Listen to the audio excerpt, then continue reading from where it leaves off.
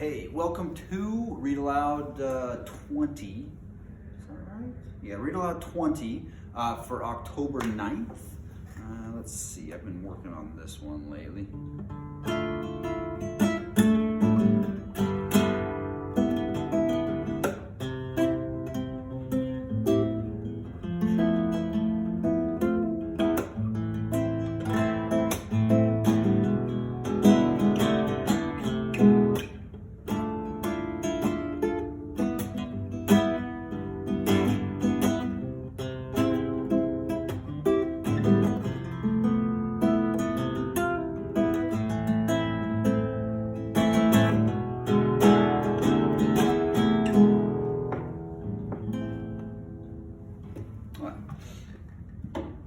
Remember, if you keep practicing every single day, you get pretty good at stuff.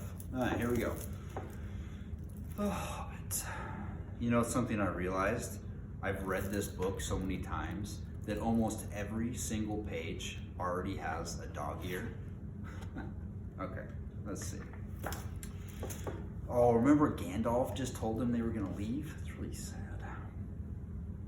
After they had stopped pleading, they took off their clothes and bathed in the river, which was shallow and clear and stony at the ford.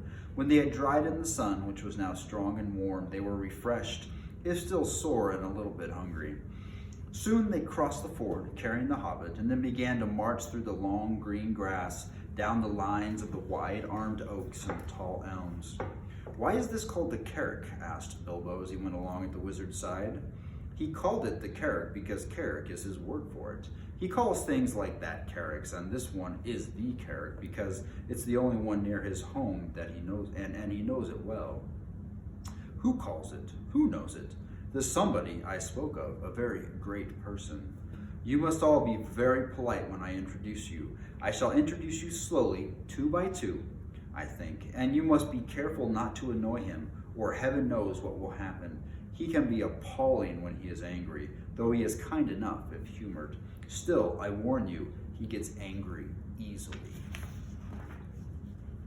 The dwarves all gathered round when they heard the wizard talking like this to Bilbo. Is that the person you are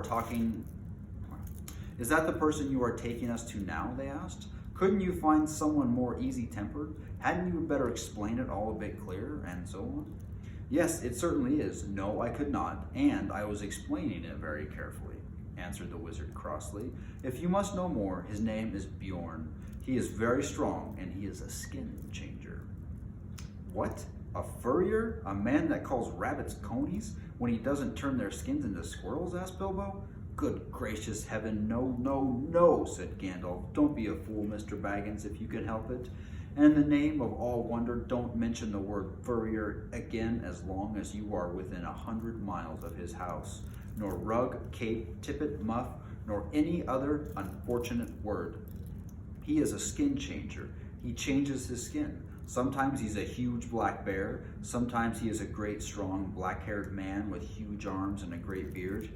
I cannot tell you much more, though that ought to be enough. Some say that he is a bear descended from the great and ancient bears of the mountains that lived there before the giants came.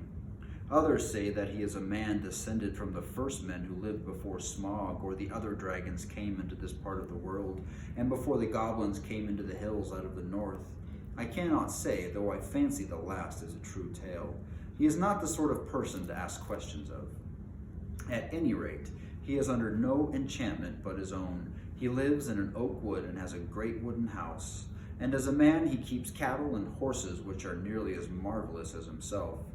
They work for him and talk to him. He does not eat them, neither does he hunt or eat wild animals. He keeps hives and hives of great fierce bees and lives most on cream and honey. As a bear, he ranges far and wide.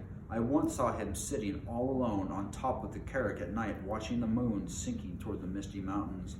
I heard him growl in the tongue of the bears. The day will come when they will perish, and I shall go back. That is why I believe he once came from the mountains himself. Bilbo and the dwarves now had plenty to think about, and they asked no more questions. They still had a long way to walk before them. Up slope and down dale they plodded. It grew very hot.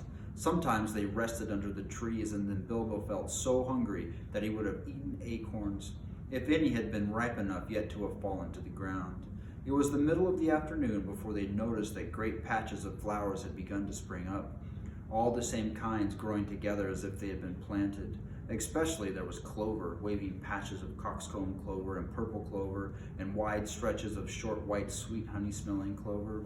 There was a buzzing and a whirring and a droning in the air. Bees were busy everywhere, and such bees! Bilbo had never seen anything like them. If one was to sting me, he thought, I should swell up as big again as I am. They were bigger than hornets. The drones were bigger than your thumb, a good deal, and bands of yellow on their deep black bodies shone like fiery gold. We're getting near, said Gandalf. We are on the edge of his bee pastures. After a while, they came to a belt of tall and very ancient oaks, and beyond these to a high thorn hedge, through which you could neither see nor scramble. You had better wait here, said the wizard to the dwarves, and when I call or whistle, begin to come after me. You will see the way I go, but only in pairs. Mind, about 5 minutes between each pair of you. Bombur is fattest and will do for 2. And he had better come along alone at last. Come on, Mr. Baggins, there is a gate somewhere around here this way. And with that he went off along the hedge, taking the frightened hobbit with him. They soon came to a wooden gate, high and broad, beyond which they could see gardens and a cluster of low wooden buildings, some thatched and made of unshaped logs, barns, stables, sheds, and a long, low wooden house. Inside, on the southward side of the great hedge, were rows and rows of hives with bell-shaped tops made of straw. The noise of the giant bees flying to and fro and crawling in and out filled all the air. The wizard and the hobbit pushed open the heavy creaking gate and went down a wide track toward the house. Some horses, very sleek and well groomed, trotted up across the grass and looked at them intently with very intelligent faces. Then off they galloped to the buildings. They have gone to tell him of the arrival of strangers, said Gandalf. Soon they reached a courtyard, 3 walls of which were formed by the wooden house and its 2 long wings. In the middle there was lying a great oak trunk with many lopped branches beside it. Standing near was a huge man with thick black beard and hair, and great bare arms and legs with knotted muscles. He was clothed in a tunic of wool down to his knees, and was leaning on a large axe. The horses were standing by him with their noses at his shoulder. "Oh, here they are," he said to the horses. "They don't look dangerous. You can be off." He laughed a great rolling laugh, but put down his axe and came forward. "Who are you, and what do you want?" he asked gruffly, standing in front of them, towering tall above Gandalf.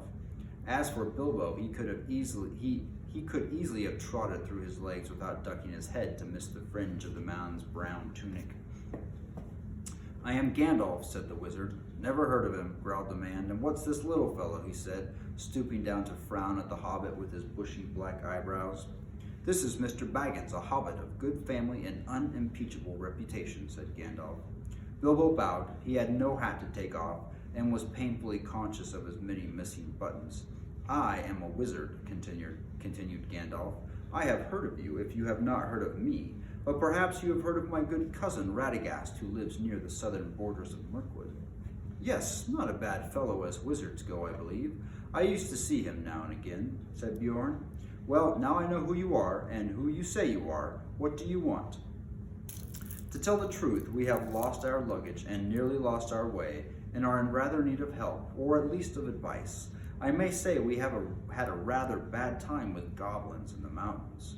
"Goblins," said the big man less gruffly. Oh, so you've been having trouble with them, have you? What did you go near them for?" "We didn't mean to. They surprised us at night in a pass which we had to cross. We were coming out of the lands over the west into these countries. It's a long tale." "Well, then you'd better come inside and tell me some of it, if it won't take all day," said the man, leading the way through the dark door that opened out of the courtyard into the house. Following him, they found themselves in a wide hall with a fireplace in the middle. Though it was summer, there was a wood fire burning, and the smoke was rising to the blackened rafters in search of the way out through an opening in the roof. They passed through this dim hall, lit only by the fire in the hole above it. and came through another smaller door into a sort of veranda propped on wooden posts made of single tree trunks.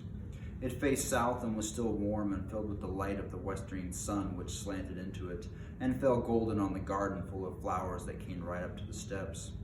Here they sat on wooden benches while Gandalf began his tale, and Bilbo swung his dangling legs and looked at the flowers in the garden, wondering what their names could be, as he had never seen half of them before. "I was coming over the mountains with a friend or two," said the wizard. "Or two. I can only see one, and the little one at that," said Bjorn. "Well, to tell you the truth, I did not like to bother you with the lot of us until I found out if you were busy. I will give a call if I may." "Go on, call away." So Gandalf gave a long, shrill whistle, and presently Thorin and Dori came around the house by the garden path and stood bowing low before them. "1 or 3, you meant, I see," said Bjorn. "But these aren't hobbits, they're dwarves. Thorin Oakenshield, at your service." "Dori, at your service," said the two dwarves, bowing again. "I don't need your service, thank you," said Bjorn, "but I expect you need mine. I am not over fond of dwarves, but if it is true you are Thorin, son of Thrain, son of Thor, I believe, and that your companion is respectable, and that you are enemies of goblins and are not up to any mischief in my lands." What are you up to, by the way?" "They are on their way to visit the land of their fathers, away east beyond Mirkwood," put in Gandalf, "and it is entirely an accident that we are in your lands at all. We were crossing by the high pass that should have brought us to the road that lies to the south of your country when we were attacked by evil goblins, as I was about to tell you." "Go on telling then," said Bjorn, who was never very polite. "There was a terrible storm. The stone giants were out hurtling rocks. At the head of the pass we took refuge in a cage, the Hobbit and I and several of our companions." "Do you call 2 several?" "Well, no, as a matter of fact, there were more than 2. "Where are they? Killed? Eaten? Gone home?"